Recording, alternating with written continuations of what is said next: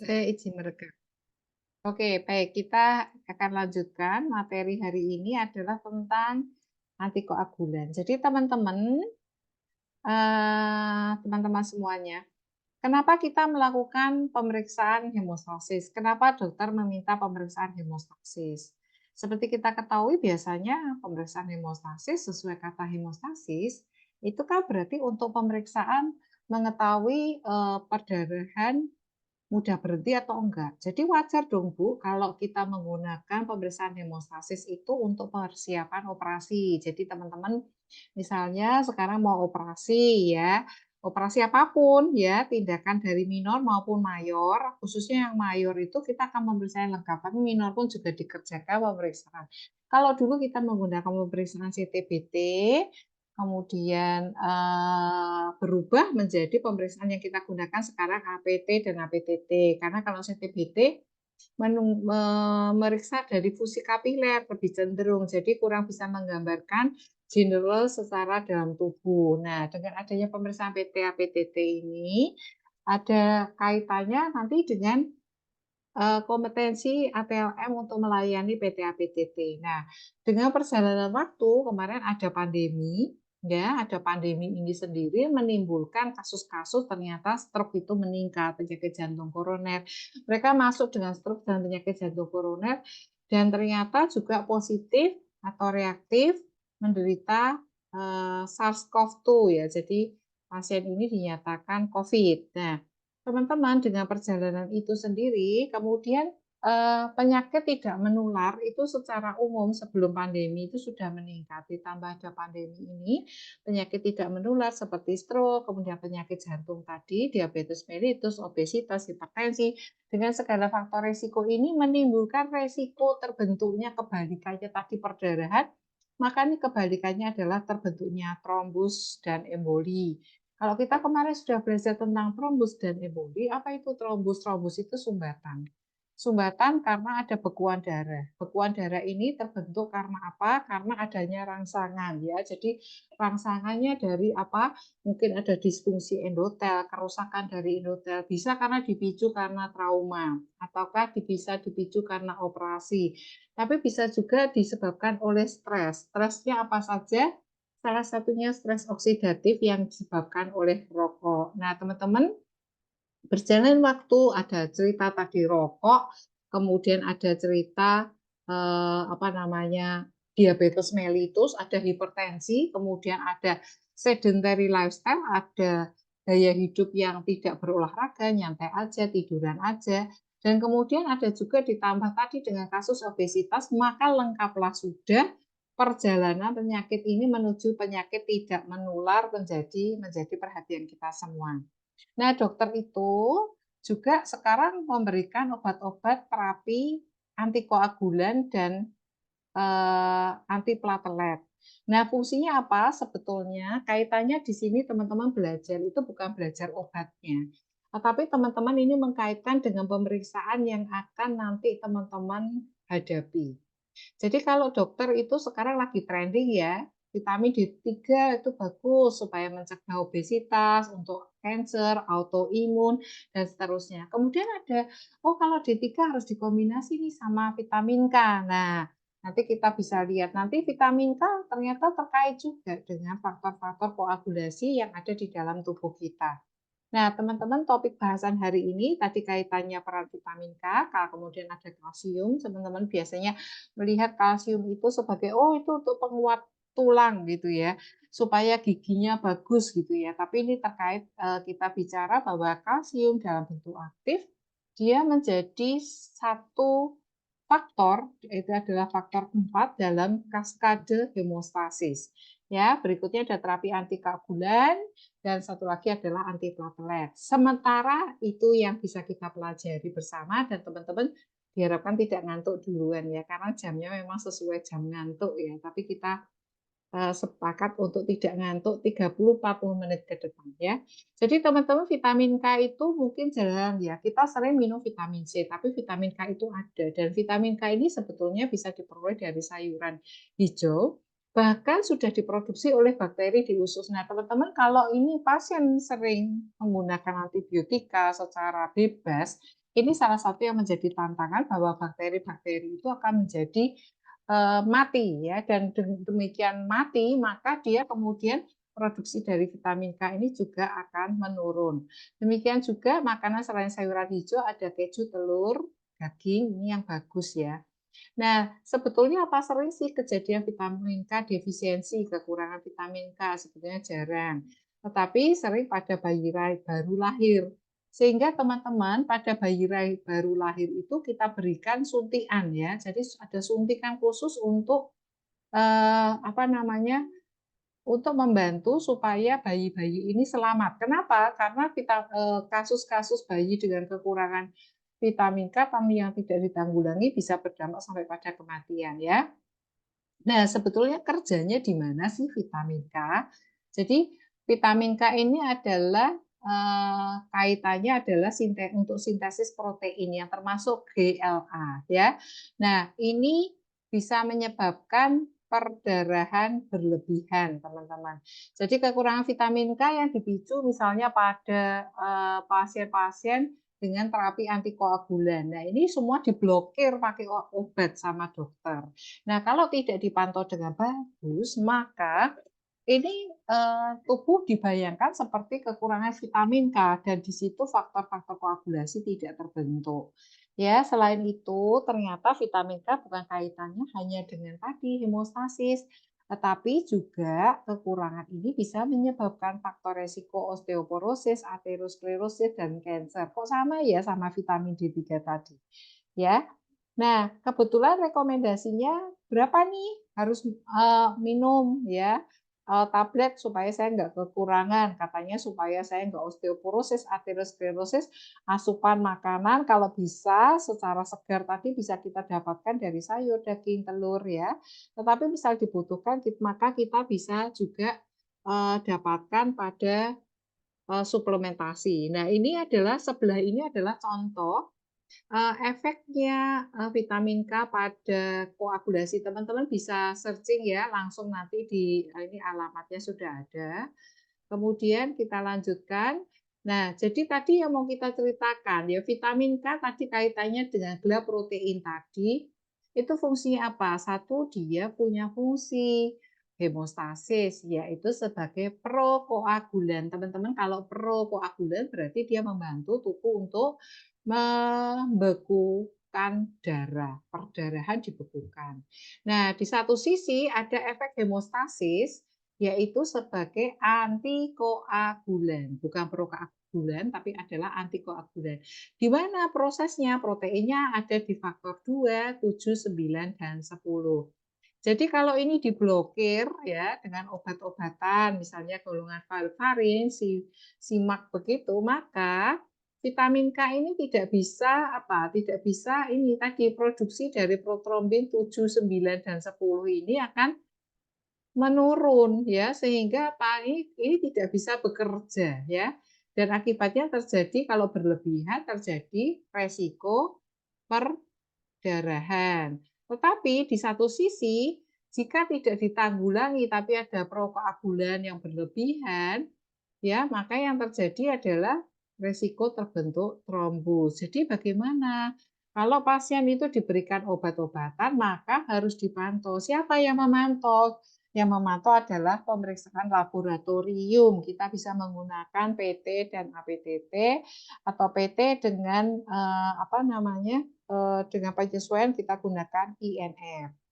Nah, sebagai kita ketahui, ini adalah protein C, protein S, dan protein Z. Ini adalah antikoagulan alami di dalam tubuh kita. Selain ada heparin juga ya.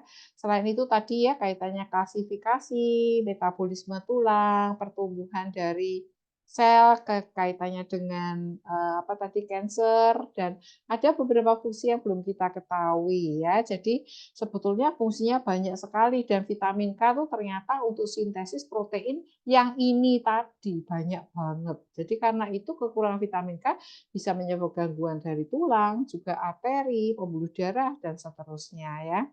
Nah, kebutuhannya berapa sih? Cuma 120 mikrogram ya per harinya. Sedikit sebetulnya.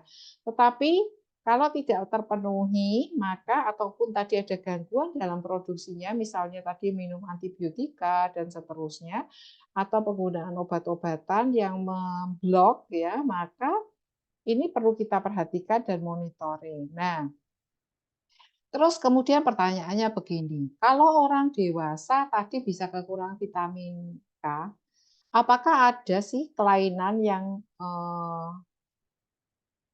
menyebabkan tubuh itu menjadi kekurangan vitamin K? Ternyata itu ada, ya. Jadi ada defisiensi faktor koagulasi yang bergantung pada vitamin K. Tadi faktor berapa aja? 2, protrombin. Tadi apa ada faktor berapa? Teman-teman ini diperhatikan. 2, 7, 9, 10. 2, 7, 9, 10. Ya, jadi kalau ada defisiensi faktor koagulasi karena vitamin K-nya ini ada masalah, ya, maka yang kekurangan adalah faktor 2. Berapa tadi, teman-teman? 2, 7, 9 7. sama 10. 2, 7, 9 sama 10. Bagus. 2, 7, 9, dan 10. Nah, karena itulah ini kaitannya apa? Ada kelainan perdarahan, kaitannya mutasi pada glutamil karboksilase yang terjadi dan berakibatnya fatal. Ya, dan ini menimbulkan gangguan perdarahan, defisiensi faktor koagulasi yang tergantung pada vitamin K ya. Tadi 2, 7, 9, 10, dan teman-teman ini ada satu lagi protein antikoagulannya juga ikut terpengaruh adalah protein C dan protein S. Bacaan materinya ada di sini ya, teman-teman bisa dibaca lanjut. Nah, kalau kita melihat vitamin K defisiensi ini juga sebetulnya apa ya, kita pertanyakan, kok jadi serius amat ya ternyata ya. Nah, ini teman-teman pada pasien CKD itu kok apa, chronic kidney disease atau gagal ginjal kronik, ada kecenderungan kekurangan vitamin K, dan ini bisa dieksersabasi ya, jadi dipicu ya dengan adanya penggunaan warfarin. Teman-teman, jadi pasien-pasien dengan gagal ginjal kronik itu kan kadang juga perlu cuci darah. Ya, cuci darah sendiri itu juga ada resikonya, dan di situ digunakan heparin ya. Biasanya digunakan heparin. Ini warfarin ini beda lagi. Kalau warfarin ini kaitannya dia untuk mencegah tadi kaitan dengan vitamin K. Jadi faktor 2, 7, 9, dan 10-nya itu akan terganggu ya. Jadi di satu sisi tadi juga vitamin K kaitannya dengan kesehatan vaskuler ya, dan menyebabkan mortality, kematian, bahkan cardiovascular disease ya. Nah, ini bayi baru lahir tak ceprot gitu ya, nangis oe-oe sudah dapat suntikan ya. Suntikan yang pertama, suntikan cinta, yaitu suntikan vitamin K. Dia kenapa disuntik? Karena dia mencegah terjadinya perdarahan. Kalau perdarahan yang resiko ada dari perdarahan mana aja, ada otak, ada lambung, usus. Apalagi kalau bayinya lahir tuh nggak lancar, jadi lahir harus disedot kepalanya. Nah, itu resiko perdarahannya semakin kuat ya. Dengan itu maka diberikan suntikan vitamin tunggal, vitamin K ya. Nah, ini menyebabkan perdarahan serius sampai usia 6 bulan. Tapi biasanya jarang ya, jadi kita berikan pada saat pertama saja ya. Dan dari pasien dengan vitamin K defisiensi dengan bleeding tadi bisa meninggal ya, 20% kasusnya. Nah, ini vitamin K tadi ya, karboksilasi dari asam glutamat, karboksiglutamat. Kemudian yang tergantung tadi 2, 7, 9, 10 protein C, S, dan Z ya. Ada defisiensi vitamin K menyebabkan tadi pika ya, teman-teman. Nah, kita sekarang masuk yang kalsium. Kalau kalsium biasanya ada apa itu kalsium? Pada susu gitu ya. Bilangnya kita selalu begitu. Tapi teman-teman bisa melihat pada kaskade hemostasis, mau faktor intrinsik, ekstrinsik, kemudian jalur bersama, teman-teman akan menemukan kalsium ada di mana-mana. Ternyata kalsium ini punya aktivasi, dia satu mengaktifasi dari tromboplastin, kemudian faktor 13 menjadi 13A, 10 menjadi 10A. A itu aktif ya maksudnya. Dan dia juga membantu convert dari protrombin menjadi trombin. Karena itu kalsium letaknya di mana-mana di dalam proses hemostasis. Nah, vitamin D dan kalsium ini temennya ya. Kenapa temennya?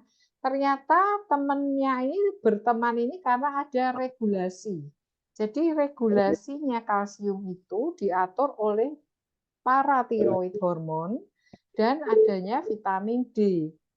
Jadi supaya bentuknya bisa aktif harus ada si PTH dan si vitamin D ini tadi. Selain itu, kalsium maka akan diikat oleh protein ya. Ini siapa ya yang bocor ya suaranya, mungkin bisa dibantu ya. Temennya diingatkan ya. Nah, ini kebutuhan kalsium harian ada beberapa. Kamu usianya berapa sekarang? 19? 19 Ibu. 19 ya. Jadi 20 kebutuhannya Ibu. 20 Ibu. 20 ya, sing 20 ngerasa tua, sing 50 ngerasa enom ya. Ini kebalik-balik ya, 19, 20 tahun, berarti kebutuhannya 1000 mg per hari. Ya, wanita hamil menyusui. Jadi ini penting sekali kamu tetap menjaga. Kalau masih suka minum susu, minumlah susu. Supaya apa? Kompakta tulangmu itu bagus ya, giginya nanti terawat dengan baik ya. Nah, sekarang kita masuk yang terapi antikoagulan yang Ibu cerita tadi. Jadi kalau Bu Lucy tuliskan anti zoom-nya ini tadi anti trombotik. Kamu ngerti trombus kan? Bayangin pembuluh darah, ya, darahnya mengalir, lancar, ya.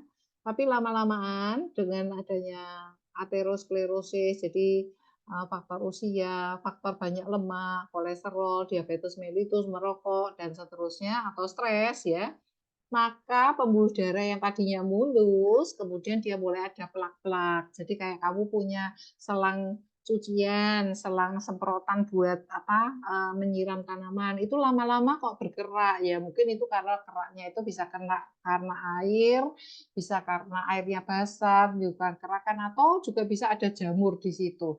Nah, proses yang seperti itu tadi, teman-teman, itu kalau diteruskan nanti suatu hari dia akan menimbulkan masalah. Karena apa? Plak-plak yang ada di situ itu bisa menimbulkan sumbatan semakin besar kan. Tapi juga bisa juga plak-plak itu tadi sebentar ya, Bu Lucy ini di telepon tak balesi sebentar Pak WA-nya. Saya baru kuliah. Saya balesin ya. Jadi plak-plaknya itu kalau lepas dia menyumbat begitu saja, kita sebut dengan trombus. Tapi kalau trombusnya tadi misalnya tadi ceritanya Bu Lucy sudah terbentuk aterosklerosis, sudah ada kecenderungan trombus, kemudian habis itu karena aktivitas ya, aktivitasnya kenceng, nah itu dia lepas. Nah, trombus ini akan terbentuk akan berjalan menjadi emboli. Nah, kalau menyumbat pada pembuluh-pembuluh darah kecil, maka bisa menyebabkan tadi serangan stroke dan jantung. Pasien-pasien dengan pasca stroke atau pasien-pasien dengan medical check up, datang ke laboratoriummu, saya mau medical check up, Mbak, Mas, apa aja paketnya? Saya punya paket ini, Bu. Saya punya paket ini, Pak. Kamu kasih itu. Ada pemeriksaan rekam jantung, ada pemeriksaan laboratoriumnya komplit, bla bla bla. Nah, di situ kalau dia pada fase awal udah ketahuan, dia akan datang ke dokter. Dok, saya ini nanti besok ada risiko untuk jadi serangan jantung. Aku jadi risiko untuk stroke. Jadi gimana nih dok, gitu ya. Jadi atau pasien-pasien yang tadi sudah stroke supaya tidak jadi stroke lagi. Ini sudah selamat ya. Serangan jantung juga selamat, misalnya bisa dipasang bypass, bisa apa. Besoknya gimana? Nah, dokter akan memberikan terapi anti trombotik. Nah, anti trombotik ini ada dua.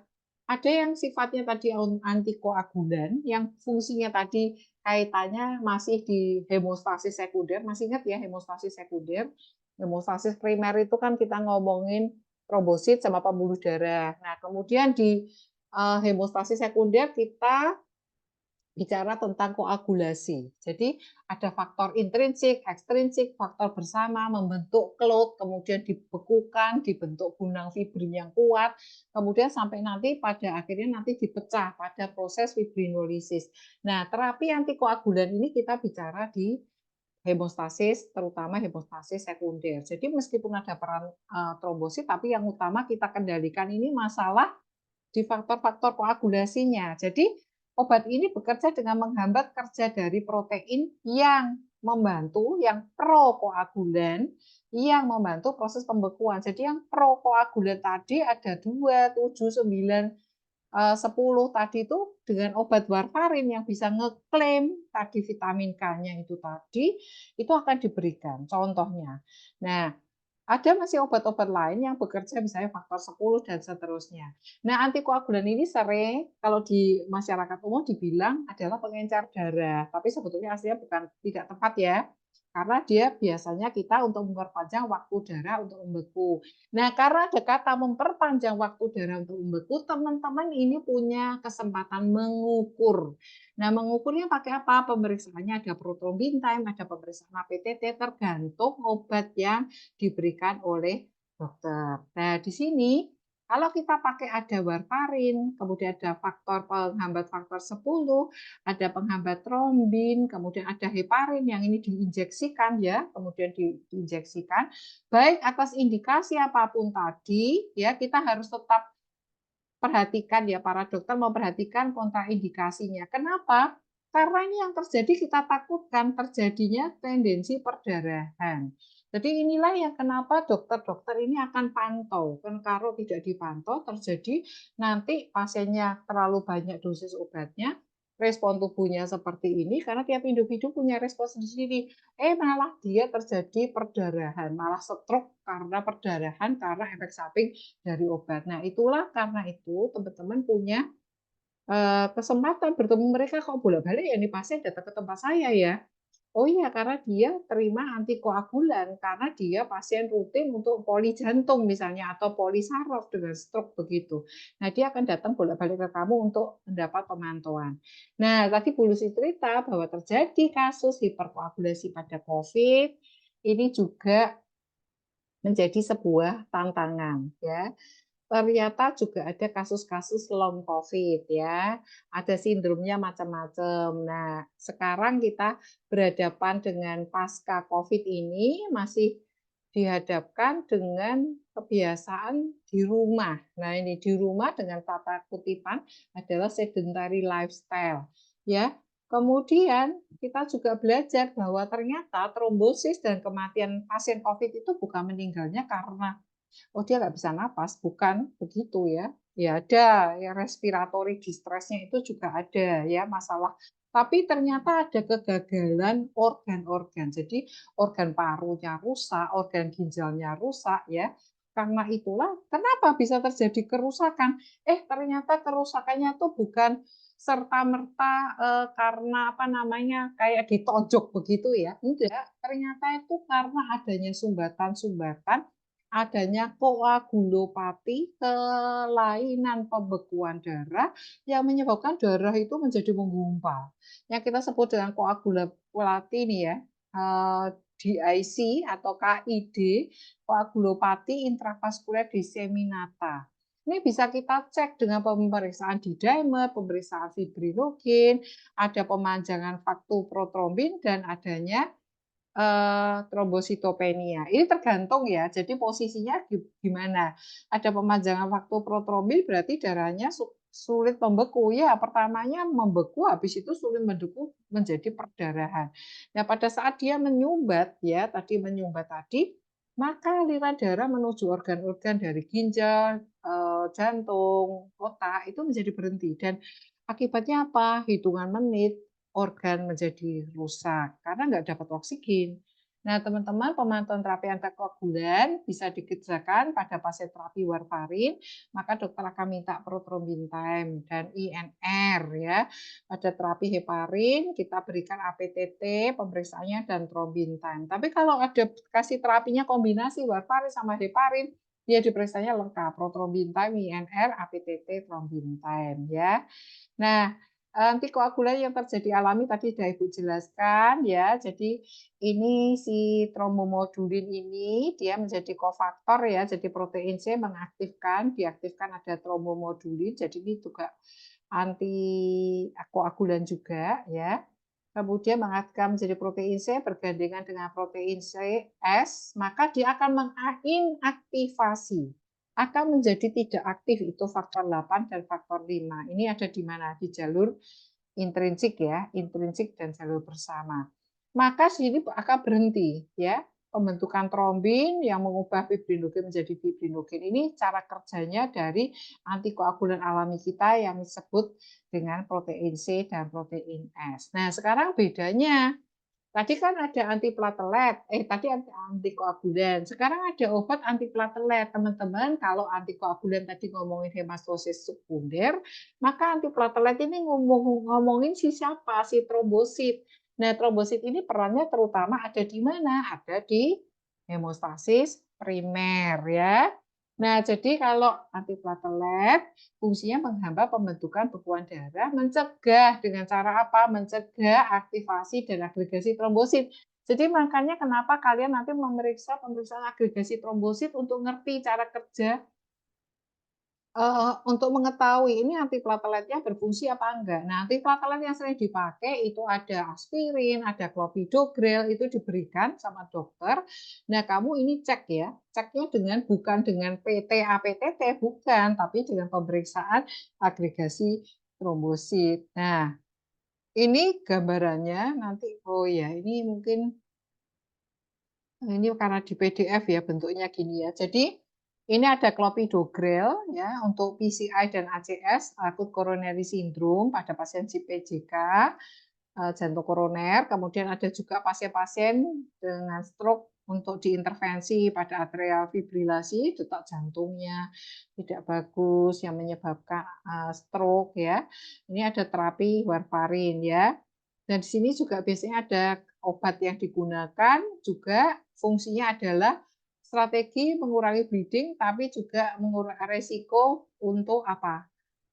Atrial fibrilasi dan CAD. Jadi obat-obatnya itu ternyata tidak cuma ini sama ini. Nah, kaitannya itu apakah ada kaitannya dengan persiapan kita, persiapan pasien dalam pengambilan sampel. Nah, mari kita belajar ya. Jadi ini combining antiplatelet dan antikoagulan ya. Bagaimana cara memantaunya? Ya, bagaimana cara memantaunya? Ternyata pemeriksaan antiplatelet itu kita mau melihat yang pertama penghambatan trombosit pakai aspirin. Yang kedua, penghambatan fungsi trombosit dengan menggunakan clopidogrel. Mana ya clopidogrelnya? Kok enggak saya besarkan ya? Clopidogrel. Oh ya, ini clopidogrel. Jadi ini kurang saya besarkan. Jadi aspirin, clopidogrel ini yang paling sering dipakai. Nah, ini kita bisa pemeriksaan, teman-teman besok bisa kerjakan ini, pastinya bukan di kampus kita karena ini juga rumah sakit juga belum tentu punya. Jadi ini biasanya ada di laboratorium klinik rujukan yang nasional ya. Jadi bisa kita kerjakan termasuk di sini agregometer, kemudian pakai flow cytometry, pakai immunosorben, kemudian agregometry lagi. Nah, yang bisa kita kerjakan di kampus apa? Kita belajar metode manual menggunakan tes agregasi trombosit. Dengan metode kita pakai nanti membuat hapusan darah ya, tetap menggunakan induktor, tapi induktor kita nggak pakai ADP, tapi kita menggunakan epinefrin ya. Nah, saya kira itu yang bisa saya sampaikan pada pertemuan pada siang hari ini.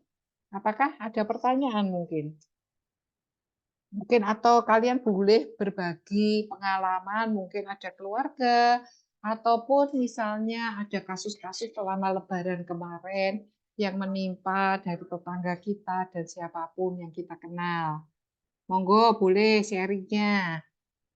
Silahkan. Mungkin ada pertanyaan. Diana, Sasmita, Ika Mawar, Andrino sudah join. Ini kok nggak ada ya si siapa? Hamim. Hamim kemana? Liburan nun jauh kemana? Ada yang mau menanyakan? Kamu pemeriksaan PT APTT nanti ya, habis UKAT 2 ini baru masuk ke pemeriksaan CT, BT, rampelit, terus kemudian ada pemeriksaan dasar-dasar dulu, terus ada pemeriksaan PT APTT, ada agregasi trombosit, retraksi bekuan, dan seterusnya. Jadi pemeriksaan lengkapnya nanti setelah UKD 2. Jadi ini dapat teori dulu nih dari Bulusi. Jadi kalau meriksa proton bintam ini buat apa toh?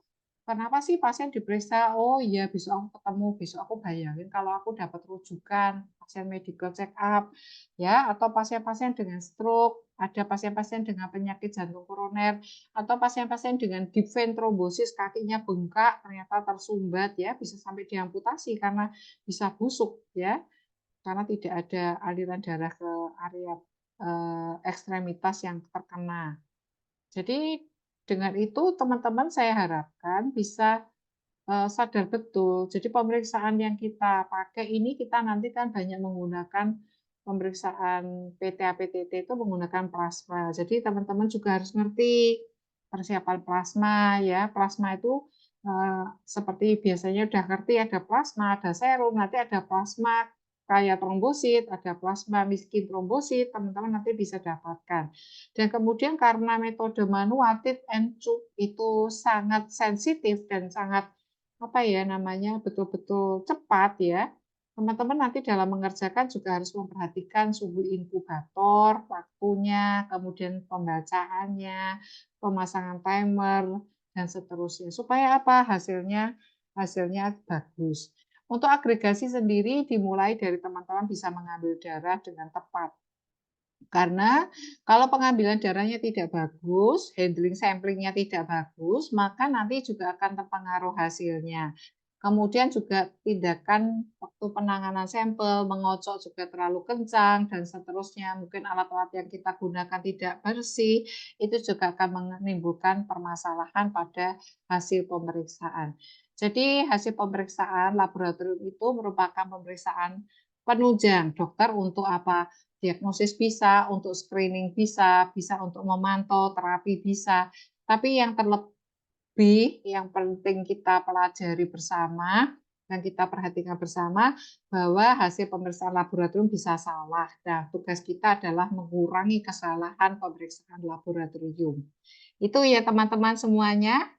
Saya kira itu ya yang Bu Lucy sampaikan. Nanti silahkan belajar dan mengulang rekaman dari materi ini. Terima kasih untuk kesempatannya. Selamat siang, selamat sore, selamat beristirahat.